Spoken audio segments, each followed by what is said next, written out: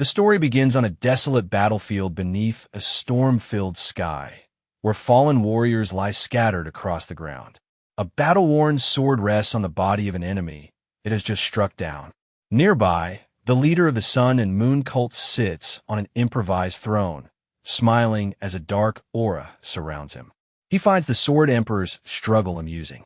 Opposite him stands Nam Yeongsin, Lord of the Southern Heaven Palace. Covered in wounds and barely able to breathe, he somehow remains standing after the brutal battle.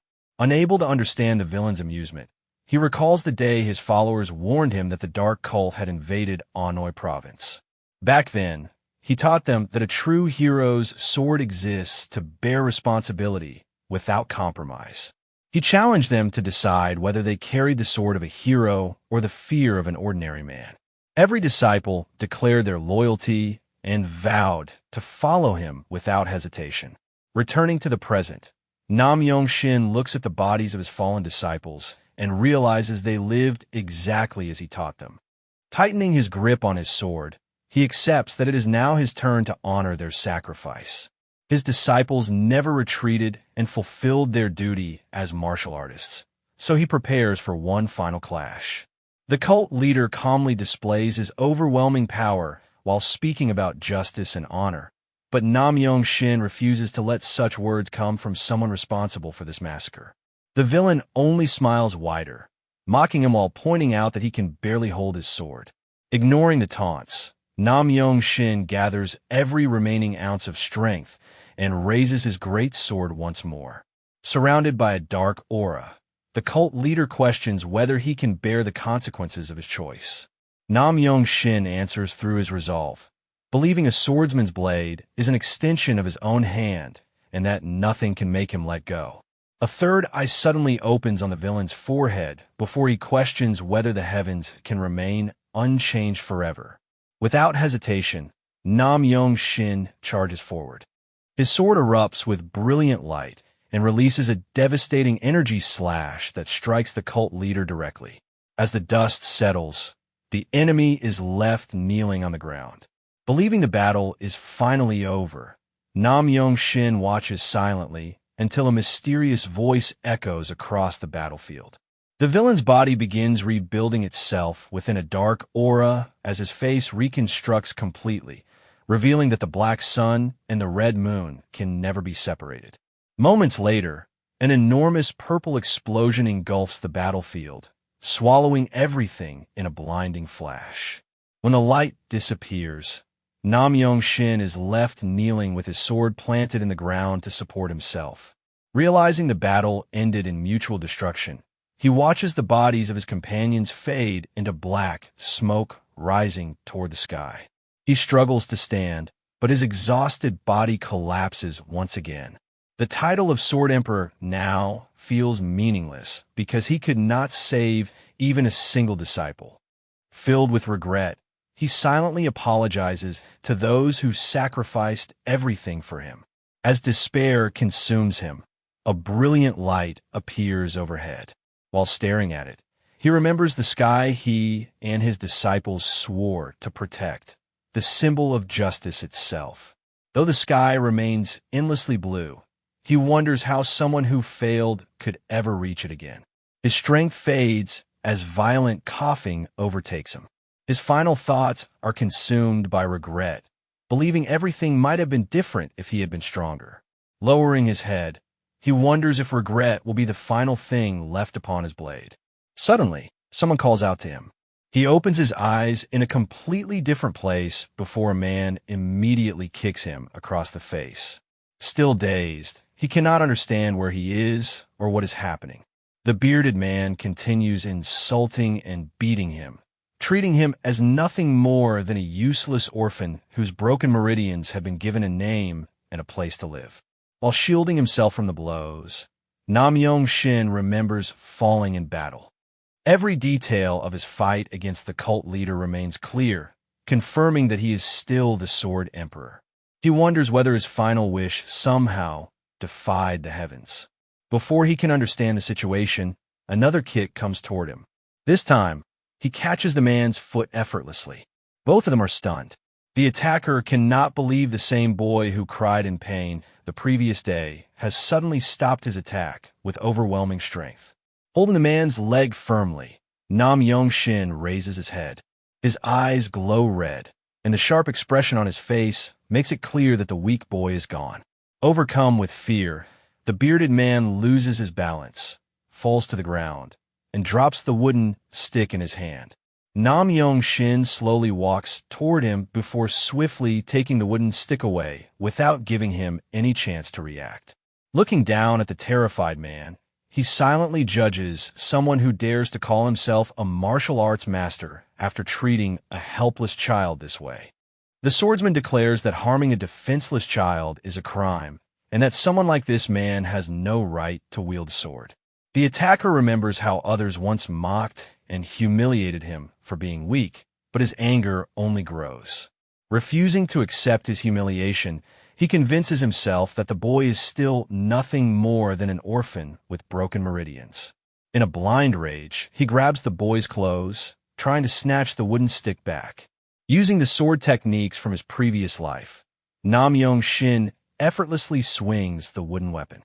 A single strike instantly knocks the man's weapon away, creating a powerful shockwave that leaves the surrounding villagers speechless. The bearded man drops to his knees, clutching his injured arm as the impact leaves a deep mark in the ground. Ignoring his cries, the young swordsman calmly orders him to raise his head. Terrified, the man finally realizes the person before him is no longer the helpless boy he abused. The Sword Emperor's overwhelming presence seems to emerge behind the young man's body, making the attacker tremble even more. The fear in the boy's eyes has vanished, replaced by the calm confidence of someone far beyond his reach. The scene then shifts to a large fortified village hidden among distant mountains. Under a gloomy sky, a group of masked men dressed in white gathers together. Their long-haired leader orders them to capture the person with broken meridians and eliminate anyone who stands in their way. The group immediately acknowledges the command before disappearing into the shadows. Back in the village, the bearded man remains on his knees, crying while clutching his injured arm. Believing death is certain, he desperately bows his head and begs Mamong for forgiveness. Hoping to save himself, he takes out a small bag of money and offers everything he owns as compensation. Standing over him, the young swordsman coldly asks whether Deoxys truly believes such a cheap apology can erase 5 years of hunger, abuse, unpaid labor, and endless humiliation. Although his appearance has changed, the pain etched into this body remains. To him, an apology backed only by money has no value. As Deoxys breaks into a cold sweat, the swordsman raises the sword and a single swift blow cuts off his head. The man collapses into the ground, completely defeated. Looking down at him with disgust, Nam Yeongsin states that anyone who disgraces martial arts forfeits the right to ever hold a sword. Hidden among the frightened villagers, a mysterious woman wearing dark clothes and a hat widens her eyes in shock. She recognizes those words as an ancient motto of her own organization and cannot understand how an ordinary village boy could know them.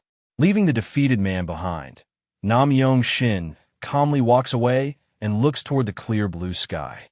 As a gentle breeze passes by, he begins considering his next move, realizing he has no allies or reliable connections in this unfamiliar world.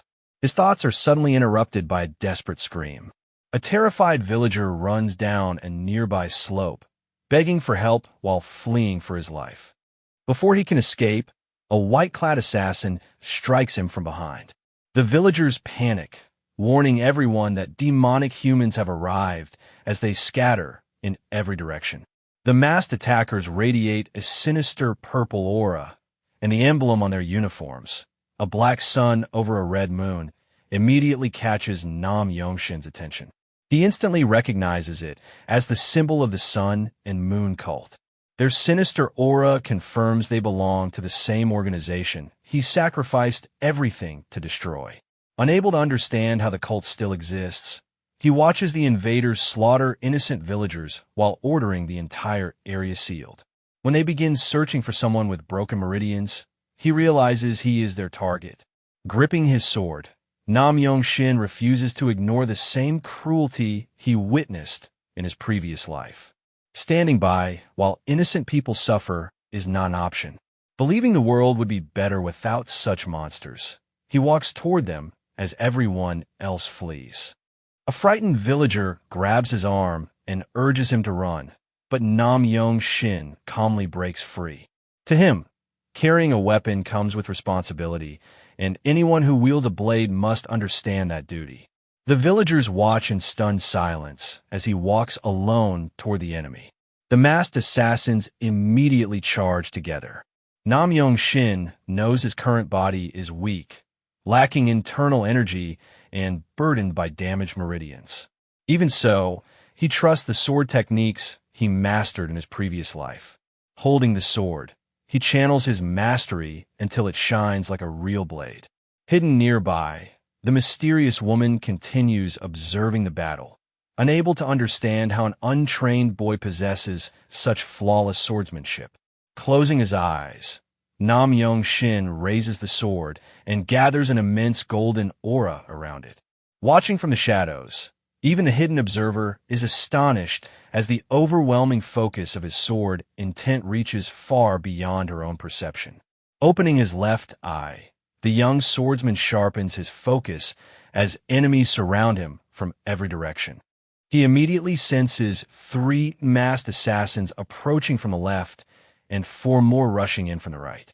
Gripping his sword with both hands, he raises it overhead before bringing it down in a perfectly timed counterattack.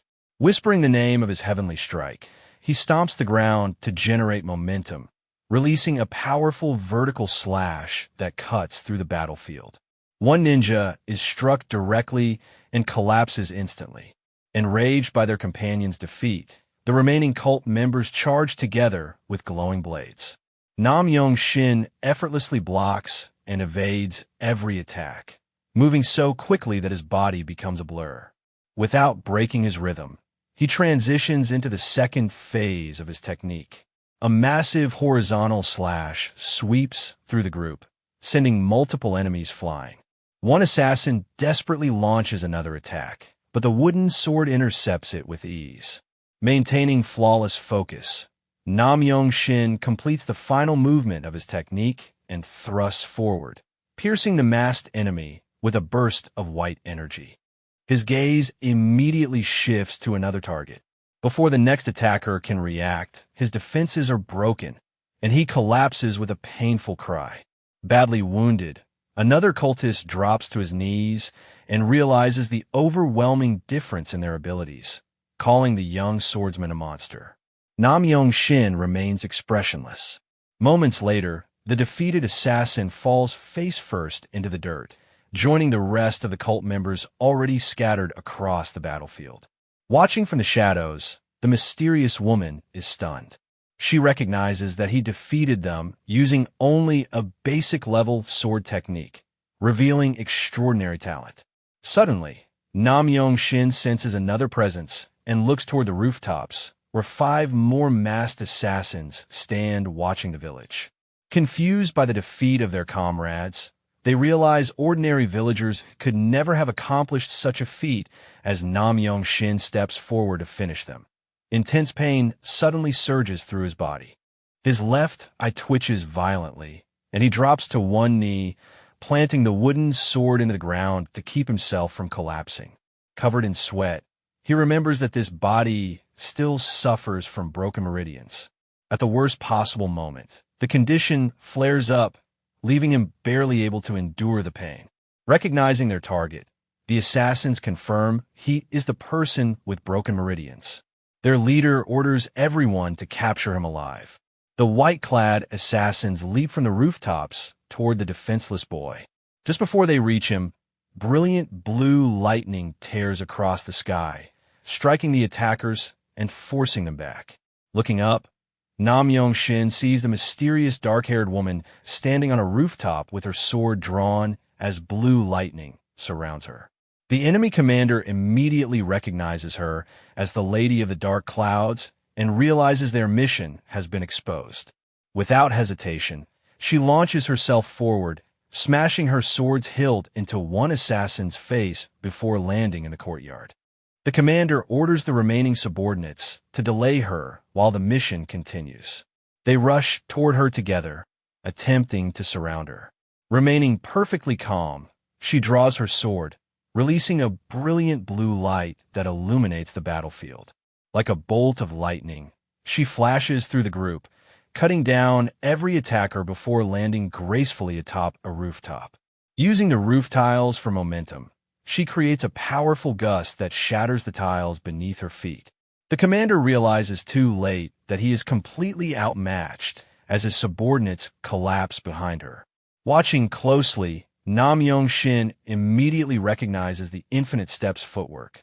Although it belongs to the Southern Heaven Palace, her swordsmanship clearly comes from a different lineage. Before he can think further, a massive shadow appears behind him. The enemy commander reaches toward him, intending to capture him alive. Struggling against the pain, Nam Yeongsin tries to raise his wooden sword, but his body refuses to respond. Before the commander can touch him, the mysterious woman descends like a bolt of lightning. Her glowing blue blade slices into his arm before following through with another strike that sends him reeling backward. Standing protectively before the boy, she calmly warns the remaining enemies to stay away from him, admitting she has taken quite an interest in him. Meanwhile, Nam Yeongsin's condition rapidly worsens. Pale and drenched in sweat, he loses consciousness as his body gives out. The woman quickly catches him before he hits the ground. Some time later, Nam Yeongsin slowly regains consciousness. He awakens with a start in an unfamiliar room, now dressed in clean white clothes. The veiled woman sits quietly beside his bed and gently asks if he is feeling better. As he studies her, he realizes she has mastered the Infinite Steps, yet her swordsmanship is not from the Southern Heaven Palace. She explains that his condition has stabilized because she suppressed the cold energy caused by his broken meridians. Hearing this, Nam Yeongsin is stunned. The 9 broken meridians are a condition unique to women, leaving him unable to understand how she managed to stabilize such a dangerous affliction. Studying the woman's voice, Nam Yeongsin realizes she is quite young despite her exceptional martial skills. She apologizes for her earlier manners and removes her wide-brimmed hat, revealing her long dark hair. After neatly tying it back with a decorated cloth, she smiles warmly while resting the hat on her lap. Introducing herself as young Lee of the Blue Sky Society, she reveals that she already knows who he is and invites him to become her disciple. She promises to help cure his condition while teaching him martial arts, adding that his courage and precise strikes against the cult members impressed her greatly. Curious, Nam Yeongsin admits he has never heard of a true cure for the 9 broken meridians. In response, she demonstrates a brilliant blue energy flowing from her fingertips. Having mastered the true art of heavenly thunder, she explains that she can gradually open his blocked meridians one by one. After considering her method, Nam Yeongsin realizes that simply absorbing warm energy would never solve his condition because the cold energy continually accumulates. However, she explains that a man's natural yang energy, combined with proper elixirs, makes the treatment possible. Evaluating her technique, he concludes that her plan is realistic. If he successfully absorbs the remaining cold energy, this body could surpass even the foundation of his previous life. Still cautious, he questions why she would choose an unknown servant as her disciple. She gently explains that his words about honoring martial arts convinced her he possessed a righteous heart, the very quality she had been searching for in a successor. Her sincere answer leaves Nam Yeongsin deeply moved as he reflects on the true meaning of righteousness. Wanting to test her sincerity, he asks what would happen if he rejected her offer. She honestly warns that the dark cult would never stop pursuing him and offers her protection instead. Still skeptical, he asks why the Blue Sky Society would go to such lengths for someone like him rather than abandoning him. She calmly explains that forsaking the weak would make them no different from the monsters they fight. While many people sacrifice the powerless for the greater good, she chooses to protect those left behind. Hearing those words, Nam Yeongsin gains genuine respect for her. He realizes her unwavering conviction makes her worthy of becoming his master. He bows respectfully and apologizes for doubting her intentions. Smiling kindly, she asks whether he has finally reached a decision. He firmly accepts her offer and promises to follow her from that day forward. Pleased by his answer, she addresses him by the humiliating nickname he has always been called before asking whether he has a proper name. Remembering years of abuse under the bearded man, Nam Yeongsin rejects that degrading identity. To avoid the cult's pursuit and begin a new life, he chooses a new name. He adopts his family's old surname to honor his past and selects a given name symbolizing the end of evil. Interrupting her playful suggestion to choose something impressive, he confidently introduces himself as Namgung Jun. She quietly repeats the name to become familiar with it. Approving his decision, the young woman happily praises his new name. Without wasting time, Namgung Jun straightens his posture and kneels on the bed, formally introducing himself as her disciple.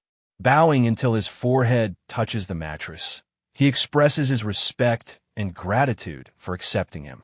The swordswoman warmly accepts the gesture, proudly watching her first disciple. She then asks him to stand because she has one immediate request. To his surprise, she announces that his martial arts training will begin right away. The scene shifts to a large wooden house surrounded by rocky mountains in the late afternoon. Resting on the table is an ancient martial arts manual containing the true heavenly lightning technique. She instructs him to begin by memorizing its foundations. As night falls over the mountains, she eagerly encourages him to study the manual, accidentally calling him by his old surname. Namgung Jun politely corrects her pronunciation, leaving her slightly thoughtful. Looking through the pages filled with ancient symbols, she realizes he already has a solid reading foundation, which he quietly confirms. Pleased by his ability, she proudly declares herself a genius teacher ready to prepare him for the battle against the evil cult. She then asks what he notices about the cultivation method. After studying the manual, Namgung Jun concludes that the energy must circulate quickly and forcefully through the body. Surprised by how quickly he understands the technique, she praises his exceptional insight. Meanwhile, Namgung Jun realizes speaking with her feels more like discussing martial arts with an equal than receiving a lecture. By the following morning, sunlight fills the mountains as she notices he has studied throughout the night. She asks whether he is tired, but he calmly explains that he has already memorized the technique and wants to begin meditating immediately. Concerned, she warns that sensing internal energy on the first attempt is nearly impossible. Even so, she supports his determination, gently tells him not to overstrain himself, and instructs him to sit down. Closing his eyes, Namgung Jun begins cultivating. A mixture of red and golden energy quickly forms around him as he realizes this body's constitution responds remarkably well to the technique. After completing only one full meditation cycle, the energy flows naturally through his widened meridians while his previous life's experience guides him. A blue aura soon surrounds his body. His master is left speechless as she watches the sudden manifestation of spiritual energy, realizing her disciple is an extraordinary genius. Bringing his hands together, Namgung Jun gathers a bright sphere of energy and feels warmth spreading through his once frozen chest. Opening his eyes, he calmly completes his first cultivation. His master excitedly applauds his success before extending her hand and asking him to copy her next movement. She gathers blue lightning around her clenched fist. Although Namgung Jun briefly considers the danger of revealing his true talent, he trusts his master and effortlessly surrounds his own fist with lightning. She can only stare in shock before smiling proudly, convinced she has found the greatest disciple she could ever hope for. Encouraged by his rapid progress, Namgung Jun asks to study additional sword arts, and she immediately agrees. She suggests visiting the Blue Sky Society to search for a sword style that truly suits him. Hearing this, Namgung Jun realizes it is the perfect opportunity to forge a completely new path. Remembering his previous life's failure, he decides not to rely solely on his former techniques, but to create new martial arts capable of surpassing his past self. The two then set out together. During their journey through the forest, Namgung Jun asks about the Blue Sky Society. His master explains that it was founded by survivors of several sects destroyed by the evil sun cult. Rather than seeking revenge, the previous leader chose to protect those who survived and devote the society to justice and honor. As they continue walking, she explains that its members rescue civilians, heal the wounded, and preserve countless martial arts collected from fallen sections. She also reveals that her own clan was destroyed by the cult. Despite the painful memories, she maintains a gentle smile while explaining that her current swordsmanship combines her family's footwork with techniques preserved in the society's vast library. Hearing this, Namgung Jun finally understands how the Southern Heaven Palace's martial art survived. He realizes that nearly 200 years have passed since his former clan fell. Embarrassed by her emotions, his master quietly wipes away a tear and apologizes for mentioning such painful memories. Namgung Jun gently reassures her, and they continue along the mountain trail. While admiring the scenery, she points out the famous four beauties of Mount Huang before revealing that the Blue Sky Society is hidden within those natural wonders. She tells him to follow closely because they must pass through a hidden formation. Moments later, Namgung Jun is stunned. Standing before him is the grand Southern Heaven Palace, built on the very site where his former home once stood. As they arrive at the entrance, the guards respectfully bow and greet the master of the sword hall. Walking into the courtyard, Namgung Jun curiously asks why everyone wears bamboo hats, but she simply smiles and keeps the answer to herself. The pair climbs the stone steps toward a grand building and announces their return. A long-bearded elder warmly welcomes them and asks whether this is the disciple he had heard about. With a proud smile, his master places a hand on Namgung Jun's shoulder and confirms that he is her newest disciple. The elderly ink master calmly studies Namgung Jun and quickly realizes how fond his disciple has become of the young man. Trusting her judgment, he skips the usual entrance exams and decides to evaluate only his combat ability. Before his master can respond, Namgung Jun steps forward and confidently states that he is ready. The elder points out that he has trained for only a short time, but the young swordsman explains that he has already learned the basics of the true heavenly thunder art. Intrigued by his confidence, the ink master presents the final test. He summons a bald warrior with a powerful build and tells Namgung Jun that all he has to do is withstand a single attack. The warrior walks down the stone steps and prepares for battle. Namgung Jun admits he has no weapon suitable for the test. Smiling gently, his master hands him a finely crafted sword, explaining that ordinary blades would never survive against this opponent.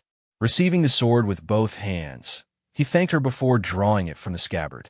His master quietly advises him to focus on defense, while the bald warrior warns that a careless mistake could cost him his life. Without hesitation, the warrior leaps high into the air and descends with a devastating overhead strike. Namgung Jun calmly draws his sword and blocks the attack. Steel collides with steel, sending bright sparks flying as a deafening clash echoes across the courtyard. Feeling the tremendous strength behind the attack, Namgung Jun smoothly slides his blade along his opponent's sword and shifts to the side. The bald warrior is surprised to see his attack redirected so easily. Taking advantage of the opening, Namgung Jun immediately raises his glowing sword toward the man's exposed back. The warrior quickly turns to block, creating another powerful shockwave while recognizing that Namgung Jun is using a technique similar to his own. The exchange continues as both swords scrape against each other. Frustrated, the bald warrior realizes the rookie's swordsmanship is far beyond expectations. Looking at the young man's slender frame, he cannot understand how someone with such a small body possesses such an incredible foundation. He soon realizes that the strength behind those attacks comes from exceptionally refined martial energy rather than physical power alone. Watching proudly, The young master's smile grows as she praises her disciple's flawless defense. The examiner is equally astonished, remembering that Namgung Jun had only recently begun learning the basics of internal energy. Only then does the bald warrior notice the marks on the stone floor and realize he has actually been pushed backward during the exchange. Impressed, he begins believing that the future of the Blue Sky Society may rest with this remarkable prodigy. Watching from above, the Ink Master confidently declares that the Society's future is secure for at least the next 50 years. The group is then surprised as another elderly man descends the staircase after years of remaining in seclusion. Approaching the group, he remarks that if the Society's supreme leader were present, he would undoubtedly accept Namgung Jun as his own disciple. After asking the young man's name, he officially welcomes Namgung Jun into the Blue Sky Society and grants him the rank of 1 cloud. His master smiles behind her fan and expresses her hope that he will soon reach the 4-cloud rank. The examiner explains that every disciple's status is determined by the number of clouds they earn. The bald warrior then presents Namgung Jun with a silver medallion, thanking him for the valuable lesson from their brief duel. Namgung Jun respectfully bows and gratefully accepts the gift.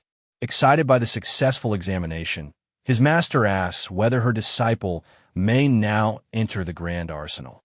Receiving permission, she immediately grabs Namgung Jun's wrist and hurries him across the courtyard. Watching them leave, the Ink Master compares her to the light and water helping the young seedling grow, while the examiner adds that their responsibility is to provide the richest soil possible. Meanwhile, the bald warrior silently repeats Namgung Jun's name as he reflects on the overwhelming force behind that single exchange. His thoughts are interrupted when the young master tells him he should replace his sword. Confused, he looks down and discovers a large crack running through the blade, left behind by Namgung Jun's strike. Soon, they arrive at the grand arsenal. Standing before the enormous building lined with countless staircases and shelves, Namgung Jun is amazed by its size. Even the great library from his previous life cannot compare. As they walk through the endless collection, his master explains that unlike other sects, the Blue Sky Society places no strict restrictions on studying martial arts. She hands him a 3-cloud sword manual as an example, allowing him to see that the society replaced the old limitations with a system based on each disciple's rank. Namgung Jun immediately understands why the place is called the Grand Arsenal of Reflection, offering to help him choose a suitable sword art. His master is politely refused. He prefers to discover his own path and create a style that truly belongs to him. She gladly accepts his decision and asks only that he show her the technique he eventually selects. Later, beneath the red evening sky, the scene shifts inside the massive library. While a lone archivist quietly watches from his desk, Namgung Jun begins searching through countless manuals. The archivist recalls his master's instructions to assist the new disciple, if necessary, and quietly observes as the young swordsman rapidly flips through one manual after another. Soon, old books begin piling onto the floor as Namgung Jun searches through them at incredible speed, leaving the archivist both confused and increasingly concerned. Unable to ignore the growing mess, the archivist prepares to politely stop him. Before he can speak, Namgung Jun retrieves a wooden practice sword from a nearby rack and mentions that he intends to use it. Startled, the archivist watches as the young swordsman immediately begins practicing. With remarkable fluidity, Namgung Jun unleashes a series of precise sword strikes that fill the hall with powerful gusts of wind. The archivist quickly recognizes the movements and checks the scattered manuals, only to realize that Namgung Jun is seamlessly combining techniques from multiple legendary swordsmen. Gathering blue lightning around the wooden sword, Namgung Jun releases a devastating slash that merges the fastest techniques into a single attack. The resulting gale sweeps through the hall, leaving the stunned archivist leaning against his desk, unable to believe what he has just witnessed. Cold sweat runs down the archivist's face as he watches Namgung Jun in silence. Unable to believe the overwhelming display of swordsmanship he has just witnessed. Standing calmly with a wooden sword in hand, Namgung Jun suddenly senses a strange presence behind him and demands that whoever is hiding reveal themselves. Behind the archivist, a massive figure wrapped in shadows speaks, instantly freezing the clerk in fear. The stranger repeatedly questions the true source of the sword techniques just displayed. As the figure's red eyes come into view, Namgung Jun immediately senses a demonic aura. Moments later, the shadowy figure steps forward, revealing a large red-haired man dressed in dark clothing. The archivist panics, while the newcomer studies the young swordsman with great interest. Namgung Jun quietly wonders how someone carrying such an aura entered the grand arsenal unnoticed. Trying to calm the situation, the archivist hurriedly explains that the boy is only a newly admitted disciple. Ignoring him, the giant casually pushes the clerk aside and demands room to move. Rather than showing hostility, he asks about the unfamiliar sword art, saying it does not exist in any record of the arsenal.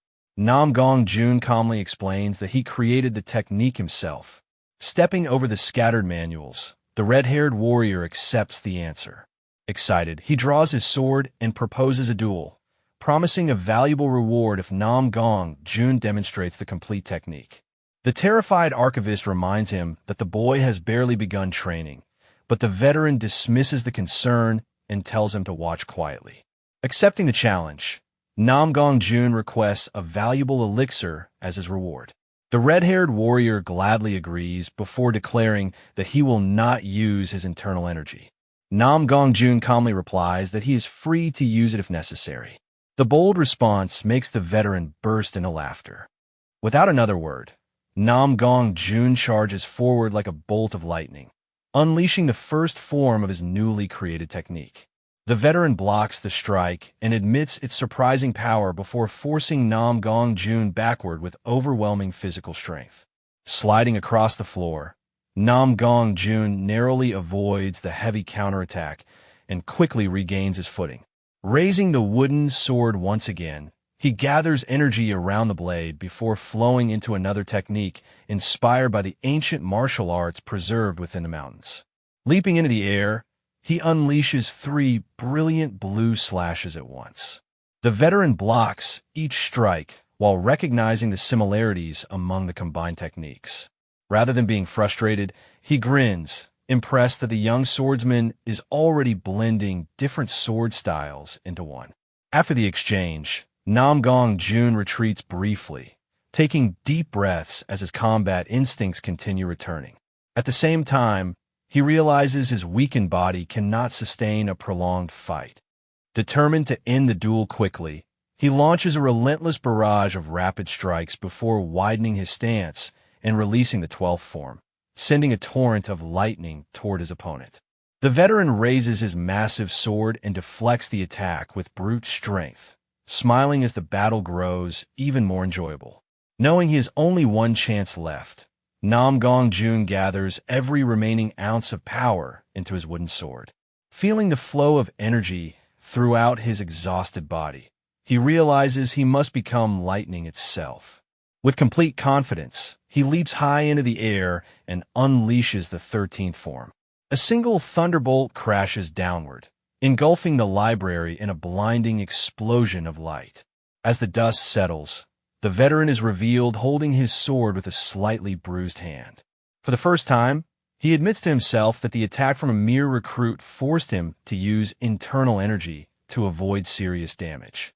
When the smoke finally clears, Namgung Jun remains crouched while the veteran lowers his weapon and openly acknowledges his extraordinary talent. He concludes that such power must have been hidden within the young swordsman from birth. Curious, the veteran asks about the newly created sword art, praising its flawless structure and wondering whether it consists of 13 forms. Namgung Jun confirms it before revealing its name. He explains that the technique is called lightning, consisting of the 13 electric strikes of a continuous flash. Hearing this, the archivist is stunned to realize he has just witnessed the birth of an entirely new top-tier sword art. The red-haired warrior then walks over with a broad smile and invites Namgung Jun to join the Mystic Ink Wheel. Surprised by the unexpected invitation, Namgung Jun wonders what kind of place it is. Before he can respond, his master arrives in anger and demands to know why someone is trying to recruit her disciple. The veteran only smiles, admitting he simply likes the boy. His master firmly reminds him that Namgung Jun is already her disciple and tells him to keep his distance. Their powerful auras immediately collide, forming the image of a blue serpent clashing against a white tiger. The veteran provocatively asks whether she wants to settle the matter with a fight. Seeing the tension rising, Namgung Jun calmly steps between them and asks both masters to stop. He then explains that he does intend to visit the mystic ink wheel, but only when the proper time comes. His answer leaves his master completely surprised. Soon after, Namgung Jun explains that he plans to visit the red-haired master as a training partner in the future, leaving the archivist convinced he has lost his mind.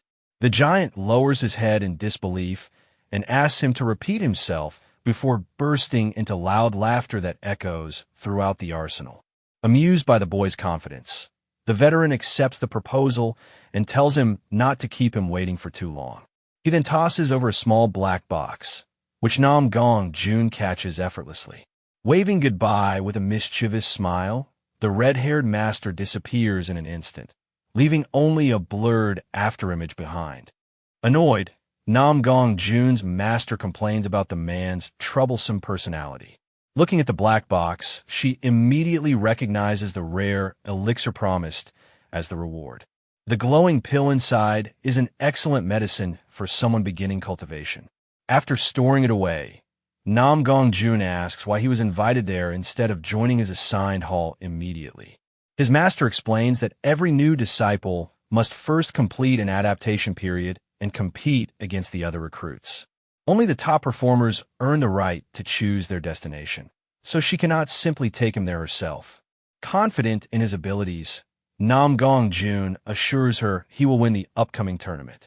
That night, beneath the full moon, he swallows the elixir inside his quarters.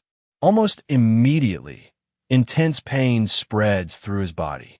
Clutching his chest, he struggles to remain standing before sitting cross-legged on the bed and focusing on his breathing. As warm golden energy circulates through his body, he realizes the heavenly thunder art greatly reduces the pill's violent side effects. Gradually, the process stabilizes as he gathers the medicinal energy and completes his cultivation.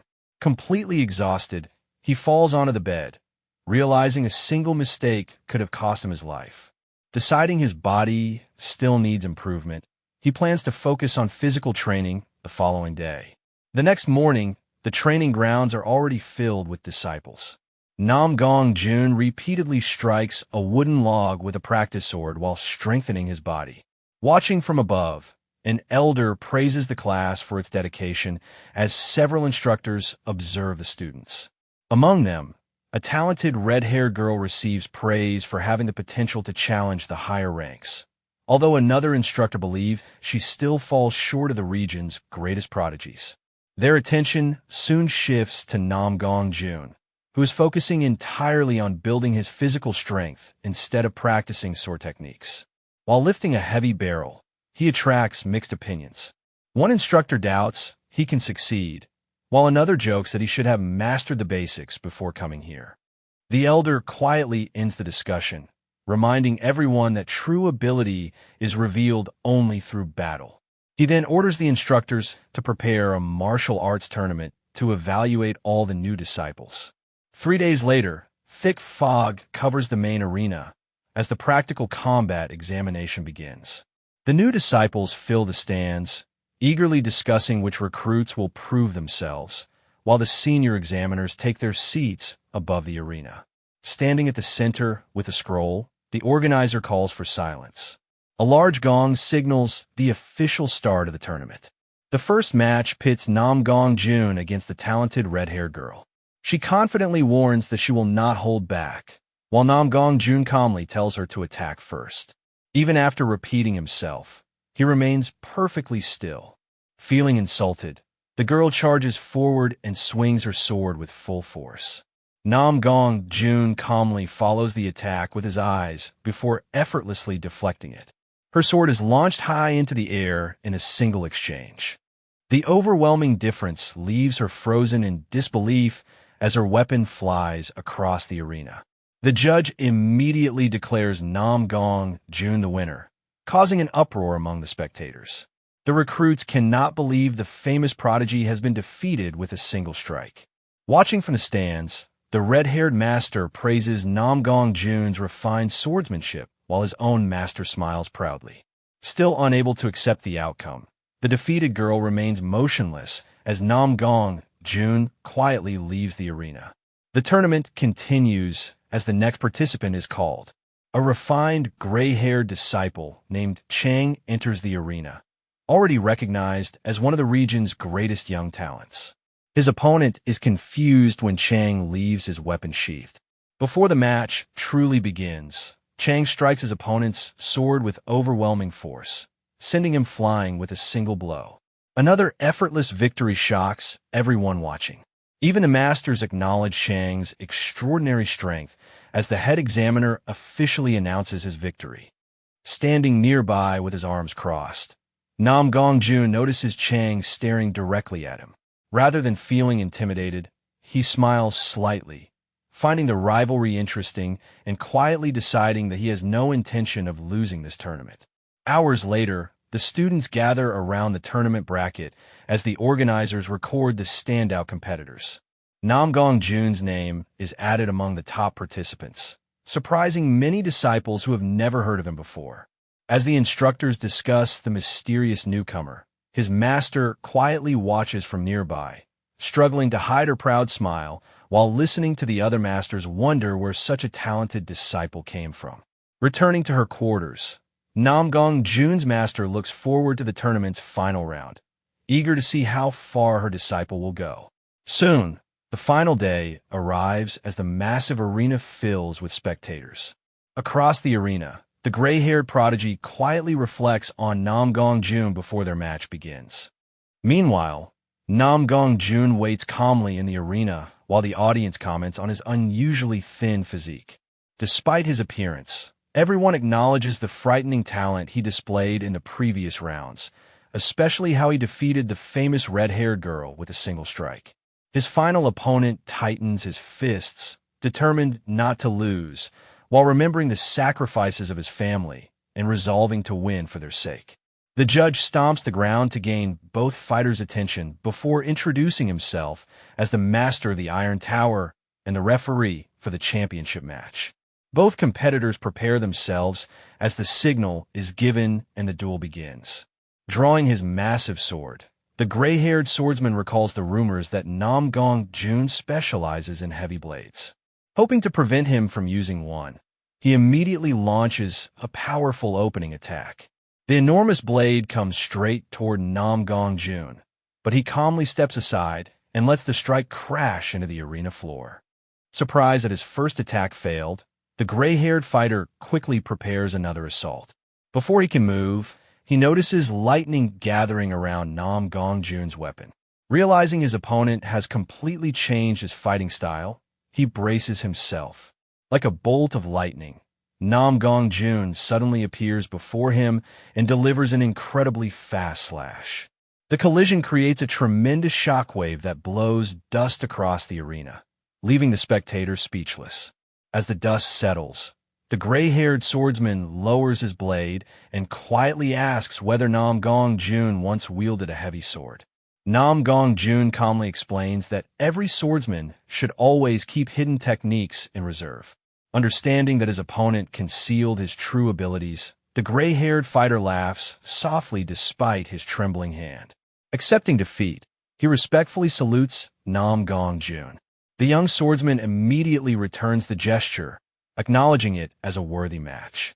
The arena erupts in cheers as everyone celebrates the conclusion of the tournament. The masters applaud the decisive one-strike victory, while Namgung Jun's master proudly praises her disciple. The referee raises Namgung Jun's arm and officially declares him the tournament champion. Afterward, he receives a small black box containing a rare, 300-year-old spiritual root. His calm gratitude surprises the referee, who did not expect such composure after receiving such a valuable treasure. Soon, one of the senior masters introduces his pavilion as one of the 3 strongest in the society and invites Namgung Jun to join. Learning that the Grand Lord of Swords oversees all 10 pavilions, Namgung Jun realizes reaching that position would greatly help his future battle against the evil cult. Before he can answer, another red-haired master interrupts, insisting the champion already belongs to his pavilion. Other pavilion leaders immediately join the discussion, each trying to recruit the remarkable young swordsman. As the argument intensifies, Namgung Jun's master politely thanks everyone for their offers. Namgung Jun calmly announces that he has already made his decision and chooses to enter the heavenly pavilion under his master's guidance. Some leaders accuse her of using unfair methods, while another finally understands why the young prodigy made his choice. Namgung Jun respectfully bows and formally requests admission into the heavenly pavilion. His master happily welcomes him as her newest and most talented disciple. The scene then shifts to the heavenly pavilion, resting peacefully among mist-covered mountains. Arriving there, Namgung Jun quietly observes his new surroundings before several senior disciples surround him with wooden practice swords. Having heard about his reputation, they challenge him to prove his strength. One arrogant senior mocks him and compares him to a helpless chicken. Namgung Jun calmly accepts the challenge, believing swordsmen should settle matters through combat. Drawing his practice sword, he confidently invites them to attack. The first disciple immediately charges, delivering a powerful downward strike. Namgung Jun smoothly sidesteps the attack before several others join the assault, forcing him to defend against multiple attacks at once. The senior disciples quickly realize he is using the grand infinite steps technique and are stunned that a new recruit has already mastered it. Watching from the rooftop, his master proudly smiles as her disciple faces every challenge without hesitation. Other observers are equally surprised that Namgung Jun not only matches the strongest senior disciple's speed, but steadily overwhelms him. His relentless attacks continue increasing in speed and precision, forcing the veteran onto the defensive. Despite Namgung Jun's slender frame, the senior disciple is astonished by the enormous amount of internal energy behind every strike. Meanwhile, Namgung Jun remains calm, proving exactly why he earned his place in the heavenly pavilion. Rather than becoming discouraged, the veteran grows even more excited, tightening his grip on his weapon as he eagerly tries to discover the limits of Namgung Jun's extraordinary strength. Before the duel can continue, an authoritative voice echoes across the training yard, ordering everyone to stop. The senior disciple looks toward the rooftop and smiles, assuming his master is simply concerned about the new recruit. Lowering his wooden sword, he suggests they use real blades the next time they spar. His attitude completely changes as he politely introduces himself and officially welcomes Namgung Jun to the heavenly pavilion. Namgung Jun respectfully returns the greeting with a formal salute. As evening falls, the sky above the pavilion glows a brilliant orange while the other disciples gather around the newcomer. They praise the victories he earned with a single strike and agree they have much to learn from him. Later that night, beneath a sky filled with stars, Namgung Jun suddenly collapses inside his room as intense pain surges through his body.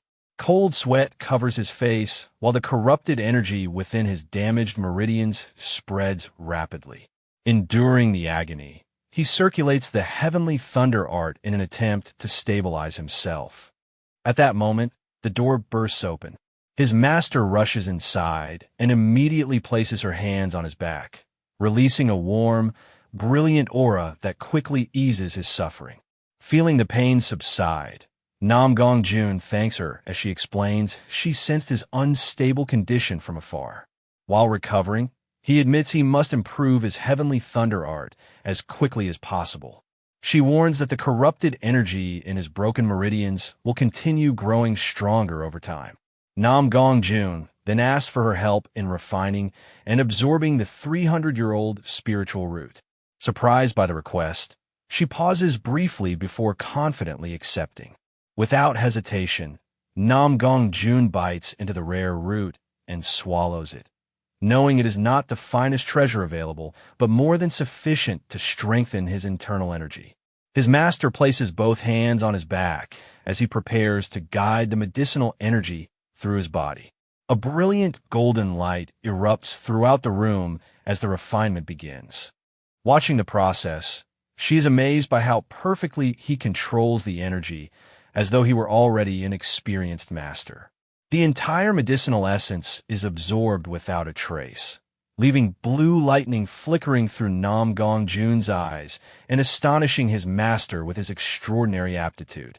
After the process ends, she tells him he is now qualified to take the promotion examination. Namgung Jun sincerely thanks her for the assistance. Before leaving, she advises him to get some rest.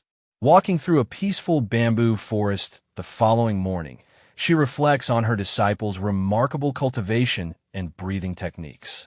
Inspired by his progress, she realizes she may finally be able to overcome the bottleneck that has limited her own cultivation. Filled with renewed determination, she hurries away, convinced that Namgung Jun has reignited her own path forward. Time passes, and another bright morning arrives at the heavenly pavilion. An instructor demonstrates a sword technique against a wooden training dummy before explaining that every disciple must master at least half of it before qualifying for outside missions. The students begin practicing, struggling to imitate the movements. While everyone else practices the basics, Namgung Jun carefully observes the demonstration. To everyone's surprise, he perfectly performs the technique on his very first attempt. The senior disciples are stunned and begin wondering whether his master secretly trained him beforehand. Their instructor remembers seeing his master leaving Namgung Jun's room the previous night and directly asks whether they held private lessons. Namgung Jun calmly denies it while continuing to execute the technique flawlessly. He then politely suggests moving on to the advanced extension technique. His request leaves the other disciples speechless as they realize the true extent of his talent. Even the instructor silently admits that such mastery is extraordinary. Rather than becoming discouraged, the other disciples become motivated to train harder so they will not fall behind. Impressed by Namgung Jun's progress, the instructor agrees and immediately begins teaching the advanced extension technique. The scene then shifts to the Blue Sky Society's council hall, where the senior leaders gather for an important meeting. A bald elder reports that several dangerous groups have become increasingly active, raising concerns that the society may soon need to mobilize its forces. The discussion then turns to Namgung Jun. His master worries that sending her injured disciple outside so soon would place him in unnecessary danger. The other leaders question whether the rumors about his damaged meridians are true. One elder argues they rescued him precisely to keep him away from the evil sect, while another points out that such remarkable talent would inevitably become a target. The discussion grows increasingly heated until the long-bearded elder asks Namgung Jun's master for her opinion. Remaining calm, she firmly states that her disciple does not need to be sheltered. She believes that anyone unworthy of carrying a sword should never wield one, and repeats the same principles Namgung Jun once spoke about honoring martial arts. Confident in his character and potential, she declares her intention to raise him into a righteous hero worthy of protecting others. Some leaders remain concerned, arguing that the young man possesses frightening potential. The red-haired master interrupts, acknowledging Namgung Jun's exceptional cultivation talent while criticizing the others for their excessive caution. Supporting him, the bald elder explains that Namgung Jun possesses a rare gift for creating original martial arts. After considering everything, the council concludes that once he gains enough experience, he will become one of the Blue Sky Society's greatest assets. Finally, the white-bearded elder proposes allowing the young prodigy to begin exploring the outside world. The council ultimately agrees that Namgung Jun should avoid any mission involving the demonic cult until he becomes stronger. The bearded elder supports the decision, while the red-haired master has no objections. Relieved, Namgung Jun's master smiles proudly, happy that her disciple will be kept safe. The scene shifts to a busy dock as Namgung Jun receives instructions to focus on missions within the local province. Standing on a cliff beside a light-haired senior disciple, both wearing wide hats, he observes a criminal gang operating below. Confident in his own abilities, Namgung Jun quietly believes he could handle the mission alone. He recalls the day his master assigned him his first mission and introduced the experienced disciple who would accompany him. Namgung Jun respectfully greeted his new partner before the memory fades. Back in the present, he notices a flask hanging from the veteran's waist and curiously asks whether it contains alcohol. The veteran admits that it does, but casually explains he only drinks before a real fight. Still slightly concerned, Namgung Jun follows him as they continue gathering information. Their attention soon shifts to a wooden dock where several thugs haul a submerged cage from the sea. Inside, a soaked prisoner coughs violently as he is dragged above the water. Standing overhead, the gang leader demands repayment of an unpaid debt, insisting on either the money or the man's daughter. The desperate father begs for more time and refuses to sacrifice his child. Losing patience, the criminal orders his men to lower the cage back into the sea. Just before they obey, Namgung Jun steps forward and orders them to stop. The gang leader turns toward the interruption and quickly recognizes the uniform of the Blue Sky Society. Mocking the young disciple, he laughs at the idea of taking orders from someone so young. Without responding, Namgung Jun gathers blue lightning around his sword and activates the third form. In a single flash, his sword cuts through the gang leader and every nearby thug at once. Looking down at the defeated criminals, he quietly remarks that their methods have never changed. Meanwhile, his partner rescues the soaked hostage from the cage. Shivering from the cold, the rescued man thanks both disciples for saving his life. Although badly wounded, the gang leader struggles to remain conscious while the rescued civilian kneels in gratitude. Watching everything, the veteran silently praises Namgung Jun's precise control, realizing every strike had been perfectly measured. Before he can finish his thoughts, one surviving thug attacks him from behind. Namgung Jun instantly intercepts the attacker before his partner even has to react. After calmly sheathing his sword, he ends the fight, leaving the veteran impressed and realizing he will have much to report. Sometime later, the scene shifts to another mission. At a heavily guarded base, 2 sentries stand watch outside the entrance. Their boredom instantly disappears as footsteps approach through the mist. Namgung Jun calmly draws his sword, lightning racing across its blade. With a single electric slash, both guards fall instantly. He enters the hidden compound and surveys the large base concealed beneath the heavy fog. Inside the main hall, the bandit leader celebrates with his followers, boasting about selling kidnapped civilians for profit. Their celebration ends abruptly when the doors explode inward. Walking through the dust, Namgung Jun accuses them of exploiting innocent people. Startled, the leader demands to know who has invaded his headquarters.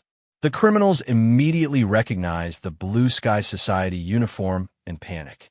Believing they still outnumber him, the leader orders everyone to attack.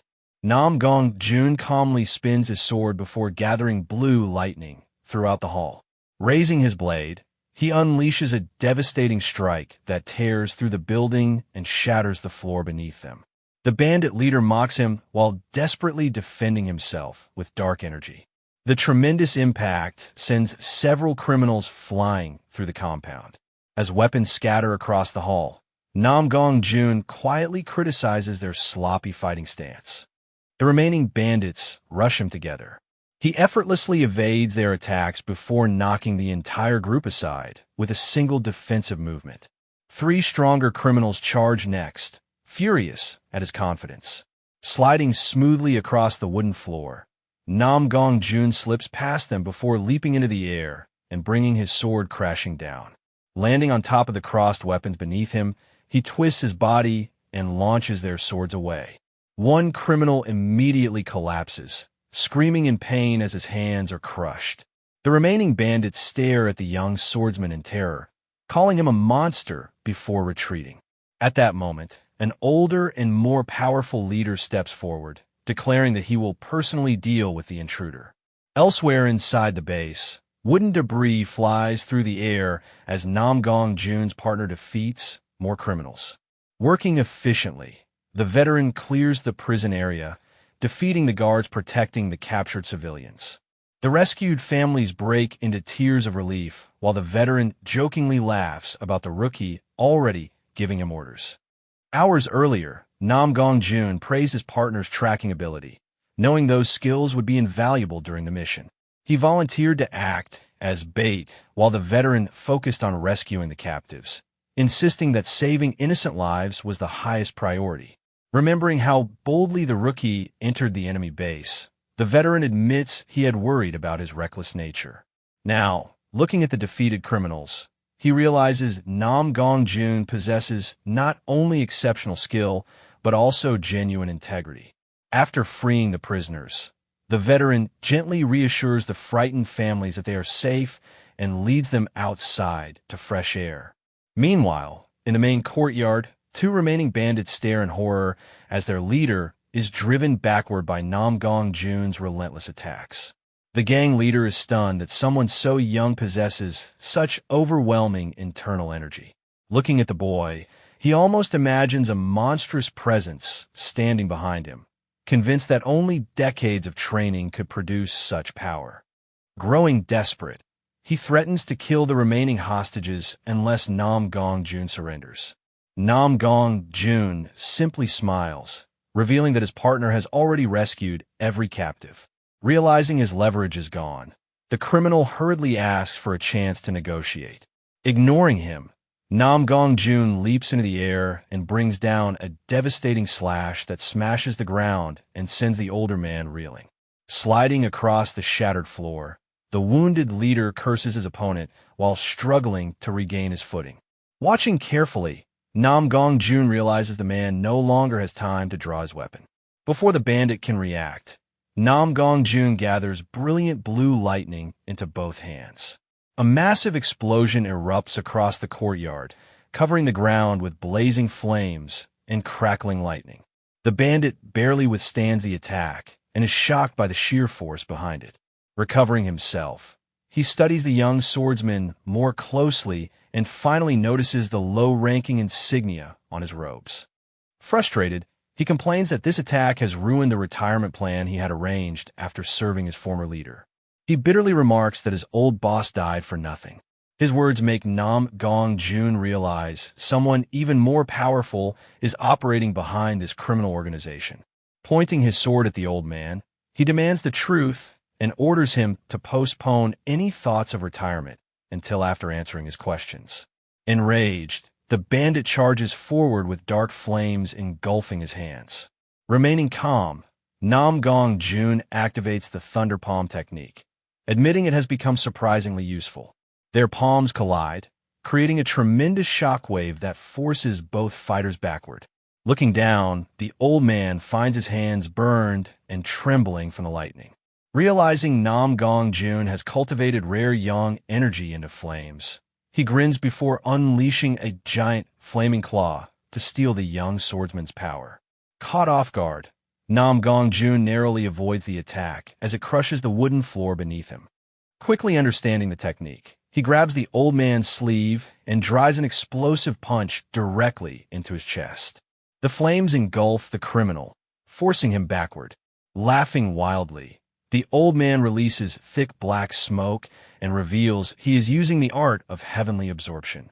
Namgung Jun mocks the technique, questioning whether such a disgusting method is the only way the man can grow stronger. Furious, the criminal launches a frenzy of attacks, determined to steal the young swordsman's burning energy and instantly reach the peak of power.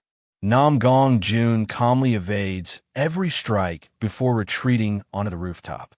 Questioning his opponent, he asks whether joining the criminal organization was simply a means of obtaining forbidden techniques. The old man openly admits it, declaring that he intends to devour every bit of Namgung Jun's power. With the truth confirmed, Namgung Jun unleashes blazing lightning through the air. The attack shatters the old man's hand, leaving him screaming in agony.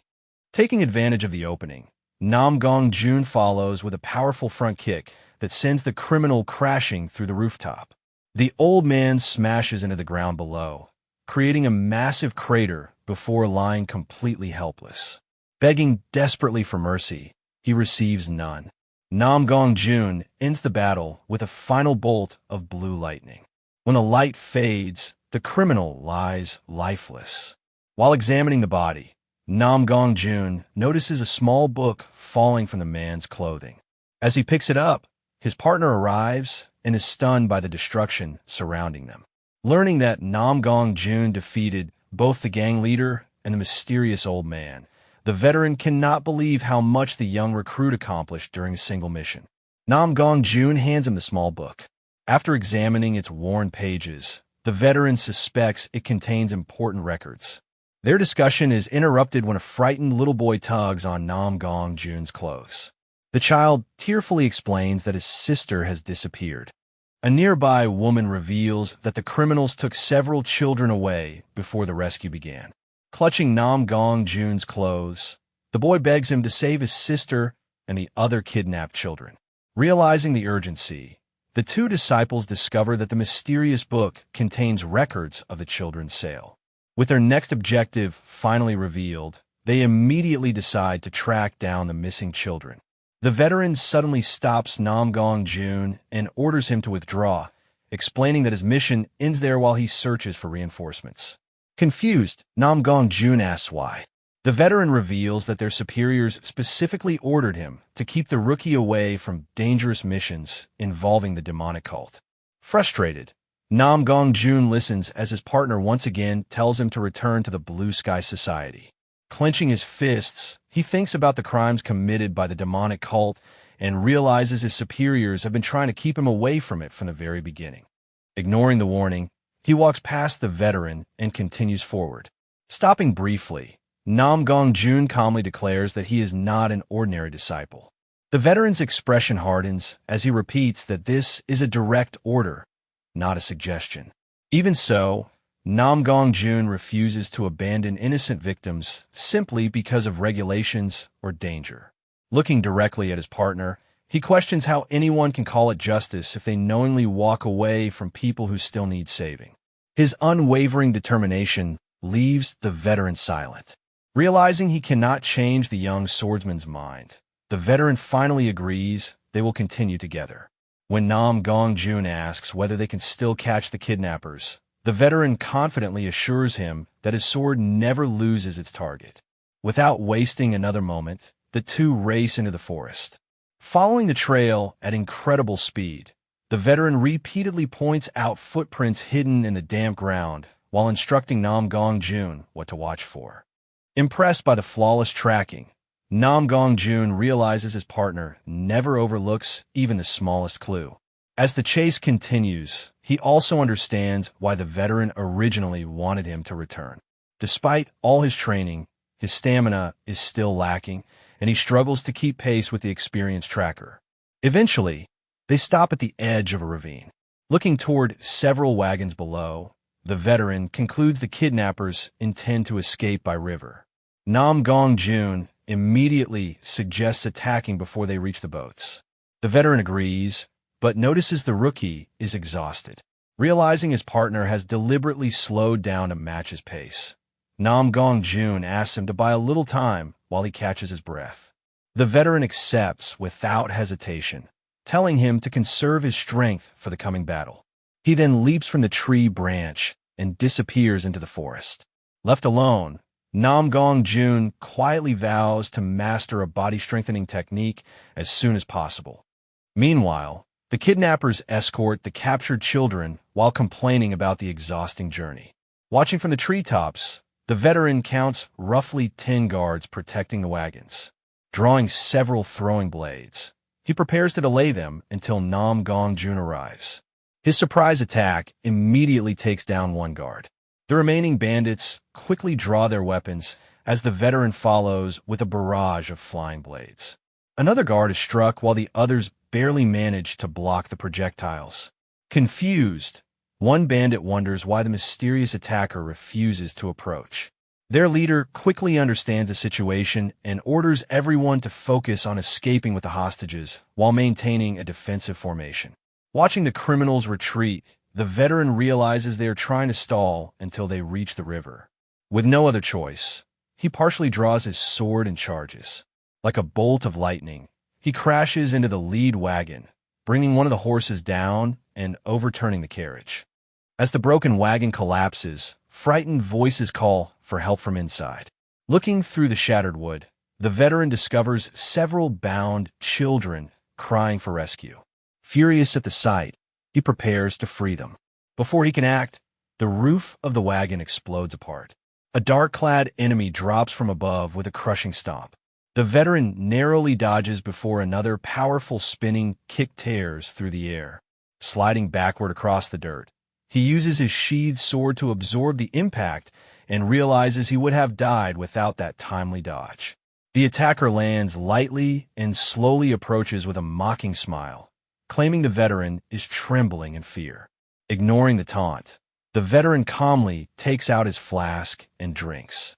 The criminal stares in disbelief as the veteran casually explains that there is only one person capable of making him feel fear, and it certainly is not him. Enraged, the cultist launches another fierce charge. The veteran calmly blocks the attack. The criminal immediately notices that his opponent's fighting style has completely changed.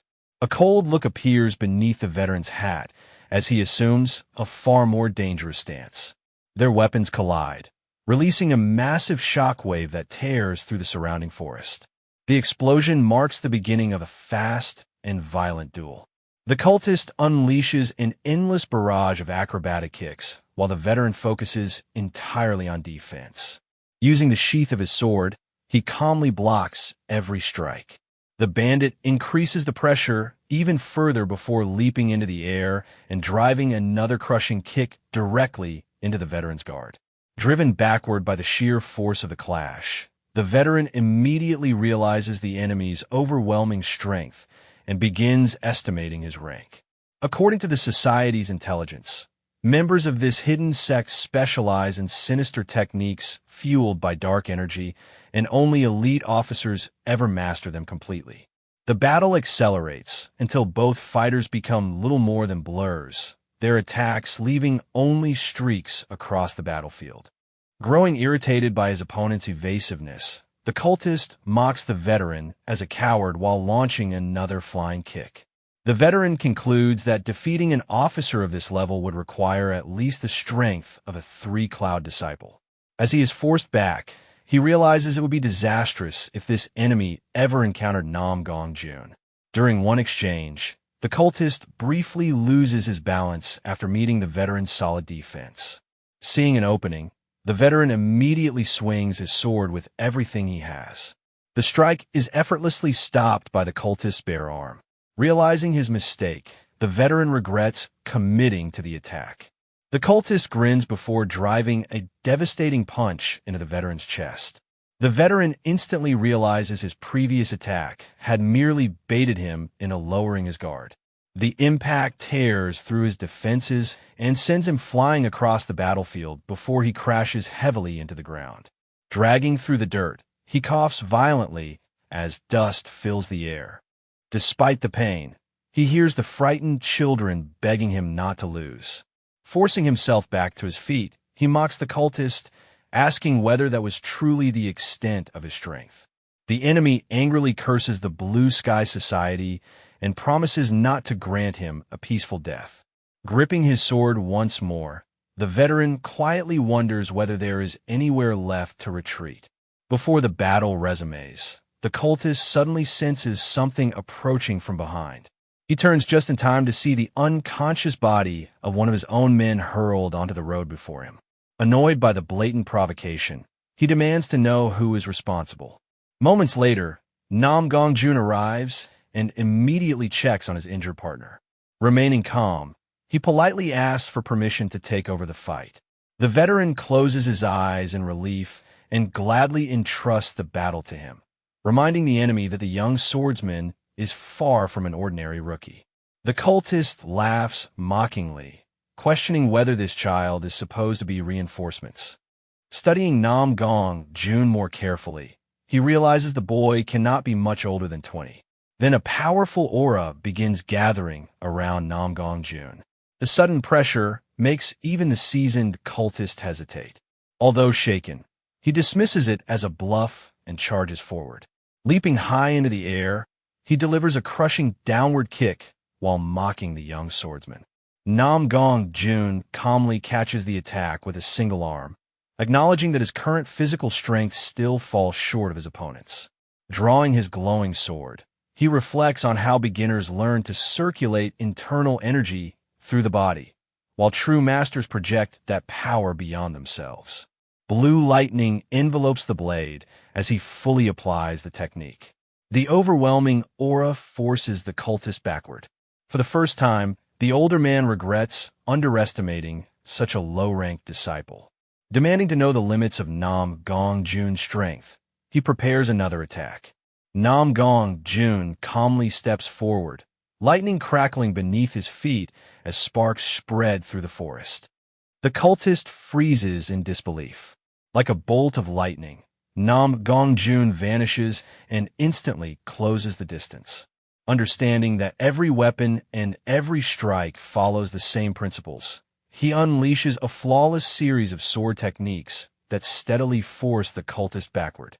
The enemy desperately counters with sweeping kicks, but every attack crashes against Namgung Jun's perfect defense. Using only the pressure from his sword, Namgung Jun drives the cultist back once again. Enraged, the older man coats his fist in dark energy and charges with everything he has. Completely composed, Namgung Jun places absolute trust in his swordsmanship. His blade tears through the battlefield with overwhelming speed, shattering the cultist's defense in a flash of lightning. The brilliant strike illuminates the entire forest. Unable to withstand the difference in skill, the cultist collapses in complete defeat, finally realizing the vast gap between himself and the young swordsman. Without another glance, Namgung Jun calmly sheathes his sword and walks away from the fallen enemy.